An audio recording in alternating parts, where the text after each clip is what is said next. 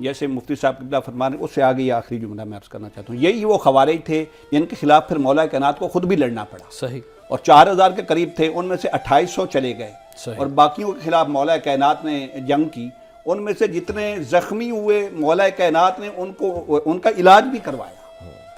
ان سے مال نہیں لوٹا گیا، ٹھیک ہے، مگر ان میں سے ہی عبد الرحمن بن بلجم ایک باقی خارجی بچہ تھا جس نے مولا کائنات کو خود شہید کیا۔ اللہ، یعنی ان ساری تمام جنگوں میں جو کردار تھا فتنہ کا وہ صرف خوارج کا۔ اللہ، اللہ، اور ایک دو باتیں اور عرض کروں جی جی آدھے منٹ۔ مختصر جی، مولا کائنات کے تفردات میں سے یہ ہے کہ مولا کائنات نے محصولات جتنے گورنرز کے پاس آتے تھے، پہلے صوبوں کا اختیار تھا لیکن آپ نے اس کو مرکز میں لے آئے، جی، اور وہ جو جتنے محصولات اور ٹیکسز تھے، جتنا خزانہ پڑا تھا حضرت عثمان غنی کے بعد، وہ سب آپ نے عوام الناس میں تقسیم کر دیا۔ صحیح، اسی طرح زمینوں کو معاملہ تھا، وہ بھی برابر تقسیم کی، عرب غیر عرب کیا، کالا کیا، سفید کیا، حتیٰ کہ آپ نے اپنی بہن اور ان کی نوکرانی کو بھی ان کے برابر حصہ دیا۔ ماشاء اللہ، تیسرا محصولات میں سے جو رقم تھی وہ جس طرح تقسیم کی جاتی تھی وہ بھی آپ نے برابر آپ تو تقسیم کی۔ اصل میں پیر صاحب آپ تو دینے والے تھے نا، آپ تو بانٹنے والے تھے، آپ تو سخی تھے، تو آپ نے اپنے بھائی